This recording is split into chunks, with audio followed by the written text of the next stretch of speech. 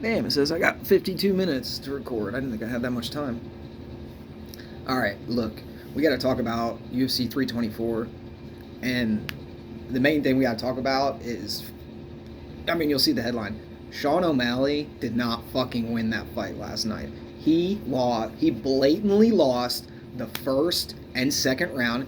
He won the third, 100%. He definitely won the third, and he dominated the third. Even it wasn't a 10-8. It was not a 10-8. But Sean O'Malley 100% lost that fight. He was handed the win. I'm going to talk about something that nobody, MMA Guru, Bedtime MMA, those guys, they suck the dicks of the fighters that they get interviews from. They're 100% biased to their fighters, and it's funny.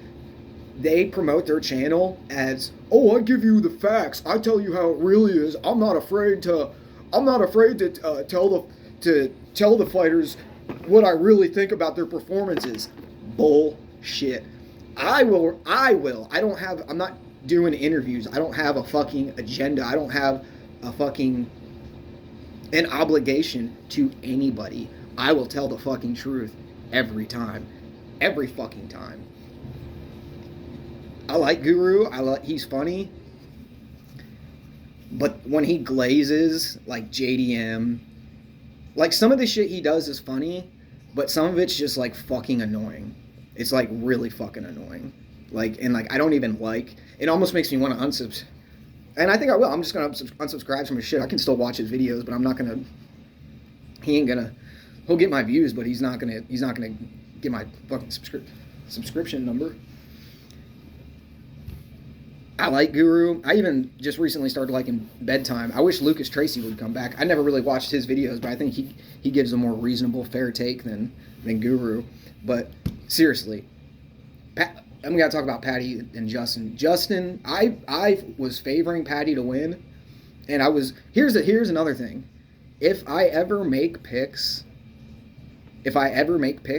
I'm pretty fucking good at making picks. I pick the vast majority of picks correct, and I'm 100% honest and unbiased about my picks. And when I am wrong, I'll literally come on here and say, "Oh, I was wrong about this fighter. He surprised me. He totally he fought way better than I gave him credit for."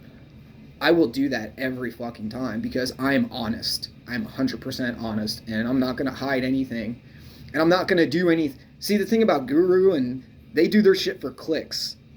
They're all about the numbers, and they are getting big numbers. I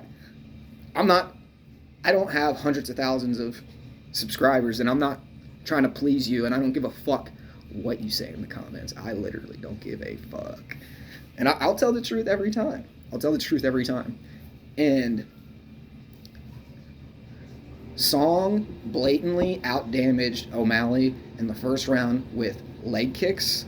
Song won the first round according to the unified MMA rules in every criteria. He won on damage, which is the number one scoring criteria, and damage trumps pretty much all the other criteria. Song had more damage with the leg kicks. He had the pressure, the octagon control. He controlled the center of the octagon the entire first 10 minutes of the fight, both first and second round. He also he had the grappling. He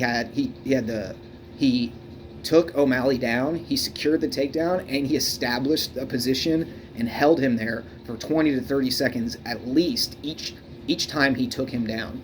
Song 100% won the fight, won the first two rounds.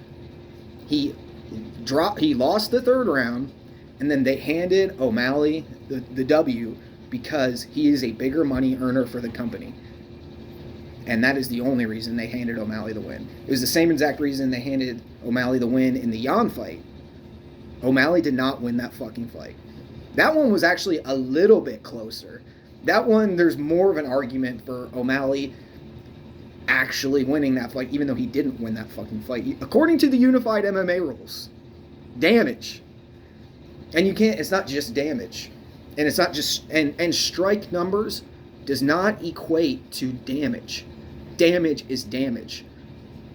when they're counting every strike, any strike that hits the body or knee as a significant strike, most of O'Malley's were oblique kicks to Song's knees, which were somewhat affecting Song, but they weren't nearly as effective as Song's low calf kicks were, which were actually backing O'Malley up the entire first 10 minutes.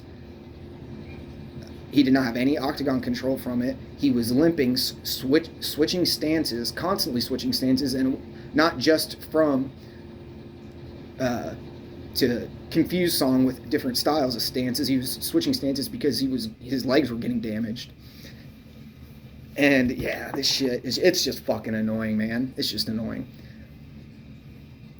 You O'Malley fans are setting yourselves up for disappointment by not being honest with yourselves. Like the cope that you guys had for O'Malley when he lost to Merab, and you actually had to humble yourselves because you had to acknowledge that he does fucking suck at grappling. He's an okay. O'Malley is hyped as like this amazing striker, and he is a good striker. But he's only a good striker. And he's not an amazing striker by any means. He's not fucking amazing. He's not nearly as good of a striker as he is made out to be. And I'm done talking about him now. We gotta talk about Gagey and Paddy. I picked Paddy. I was picking Paddy to win, and I was wrong. I thought he would do a lot better than he did. Here's the thing. O'Malley won, but his stock plummeted as a fighter, and for fans, his stock plummeted. Most people acknowledge that O'Malley did not win that fight. Song won it. And even though O'Malley got the W, he looked like shit. Every time Song would take O'Malley down and O'Malley couldn't get up immediately, he was getting like super frustrated, like throwing his hands in the air to like Tim Welch's coach, like, what do you want? What do you want me to do? Because you could literally see the frustration on O'Malley's face and his body language when he was like flopping around on the bottom, wanting to get up from Song's takedown so bad, but he couldn't because he fucking sucks at grappling. That shit was good. Very entertaining. Also, Gene Silva jumping off Arnold Allen's back. That shit was funny too. It was a good card. This was a pretty decent card. And I also heard Mark Smith broke his ankle. I didn't see that, or rolled his ankle or ACL or whatever. It was a good card, but listen, Ilya is going to sleep Justin. Easy. Justin put on gave an amazing performance, and he surprised me. I really thought Paddy was going to do better than he did. And I know Paddy hasn't fought the same level of competition as Gagey, but even still, it's just, you thought Paddy... Paddy, he lost, but his stock rose significantly. Even though he lost, he gained a ton of fans and a ton of respect from the MMA community for number one, fighting Gagey's fight. He stood with Gagey the entire time, and that's what Paddy said he was going to do. He literally is a man of his word. He stood with Gagey the entire time, and he proved that he has a fucking chin. And that, I mean, he needs to tuck his chin, and he needs to not just tuck his chin, he needs to get his fucking hands up and fucking keep a higher guard. But yeah, UFC 324, it was good stuff. I'm gonna make picks on Tapology next weekend for the Australia card. I might post them on here on YouTube. I'm not certain yet. Anyway, I'm not even sure if this video is going to get any views or anything, or anybody's going to watch it, but let me know your comments down at the bottom. Who do you think won? What do you think of the card? Also, the Josh Hockett post-fight interview. Brittany Griner is a man. That shit was funny. That was funny. Anyway, comment down below.